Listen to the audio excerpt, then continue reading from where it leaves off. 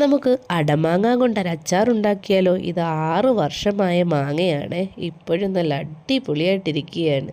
കുറച്ചേ ഉള്ളേ, അതുകൊണ്ട് ഞാൻ അതിലേക്ക് കുറച്ച് ഈന്തപ്പഴവും കൂടി ചേർത്താണ് അച്ചാറിടുന്നത്. ഇത് മഞ്ഞളും ഉപ്പും കൂടി ചേർത്ത് നന്നായി തിരുമ്മി ഉണക്കിയെടുത്തതാണ്.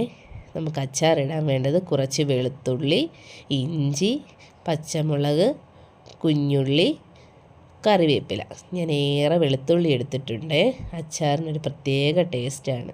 ഇതാ മാങ്ങ ഞാനൊരു കുറച്ച് വെള്ളത്തിലേക്കൊന്ന് കുതിർക്കാൻ വെച്ചിട്ടുണ്ട്. ഡ്രൈ ആയിട്ടിരിക്കുന്നത് കൊണ്ട് അത് കുതിർന്നു വരാൻ കുറച്ച് പാടാണ്. നേരിട്ട് നമ്മൾ ഇട്ട് കൊടുത്ത്, അതിനായി ഞാൻ കുറച്ച് വെള്ളത്തിൽ കുതിർക്കാനിട്ടതാണ്. അതിനുശേഷം നമുക്ക് ഓയിലൊഴിച്ച് കടുക് പൊട്ടിച്ച് ഉള്ളിയും വെളുത്തുള്ളിയും ഇഞ്ചിയും പച്ചമുളകും കറിവേപ്പിലയും കൂടി ചേർത്ത് നമുക്കൊന്ന് ഫ്രൈ ആക്കിയെടുക്കാം.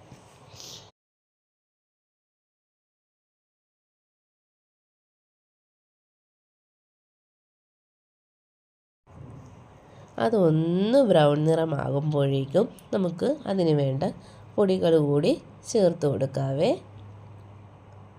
കറിവേപ്പില ഒരു 2 തണ്ട് ഞാൻ ഇപ്പോൾ ഇട്ട് കൊടുക്കുന്നുണ്ട്.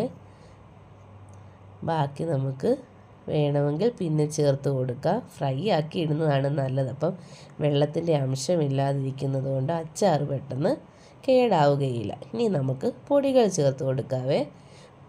ഒരു 2 സ്പൂൺ മുളക് പൊടി, 1 സ്പൂൺ മഞ്ഞൾപ്പൊടി, 1 സ്പൂൺ കായം, ഉലുവ വറുത്ത് പൊടിച്ചതാണ്, അത്രയും കൂടെ ആണ് ഞാൻ ചേർത്ത് കൊടുക്കുന്നത്. പൊടികൾ ചേർത്തിട്ട് നമുക്ക് അതിൻ്റെ പച്ച മണമൊന്ന് മാറുന്ന വരെ ചെറുതായി ഒന്ന് ഇളക്കി കൊടുക്കാവേ. അപ്പോൾ പച്ചമണമൊക്കെ ഒന്ന് മാറി വരുന്നുണ്ട്. നന്നായി പച്ചമണം മാറിക്കഴിയുമ്പോൾ നമുക്കതിലേക്ക് ആ കുതിർത്ത് വെച്ചിരിക്കുന്ന മാങ്ങ ഞാൻ വെള്ളത്തോടു കൂടി ചേർത്ത് കൊടുക്കുവാണ്. ആ പുളിയൊക്കെ വെള്ളത്തിലിറങ്ങിയത് കൊണ്ട് ആ വെള്ളം കളയുന്നില്ല. ഇത് കുറച്ചേ ഉള്ളൂ, അതുകൊണ്ട് ഞാൻ അങ്ങനെ ചേർക്കുവാണ്. ഈന്തപ്പഴവും കൂടി ഇട്ട് കൊടുത്തേ. നമുക്ക് ആവശ്യത്തിന് വേണ്ട ഉപ്പ് കൂടി ചേർത്ത് കൊടുത്ത് നന്നായിട്ട് ഇളക്കാവേ. എന്നിട്ട് കുറച്ച് വിനാഗിരി കൂടി ചേർത്ത് കൊടുക്കുക. ഇത് കുറച്ചേ ഉള്ളൂ, അധികമില്ലാത്തത് കൊണ്ട് ഞാൻ ഒരുപാട് ചേർത്ത് കൊടുക്കുന്നില്ല. പിന്നെ മാങ്ങയുടെ വെള്ളവും കൂടി ഉള്ളതുകൊണ്ട് ഒരുപാട് ദിവസം ഇരിക്കില്ല, അതുകൊണ്ട് ഞാൻ കുറച്ച് വിനാഗിരിയും കൂടി ചേർത്ത് കൊടുത്തിട്ടുണ്ട്. അങ്ങനെ നമ്മുടെ അടമാങ്ങ ഈന്തപ്പഴം അച്ചാർ സെറ്റായി വന്നിട്ടുണ്ട്. സൂപ്പർ ടേസ്റ്റാണ് കേട്ടോ. എല്ലാവരും ഒന്ന് ട്രൈ ചെയ്യണേ. ഇനി മാങ്ങ സീസൺ ആകുമ്പോൾ ഇങ്ങനെ ഉണക്കി വെച്ചിട്ട് ചെയ്ത് നോക്കണേ.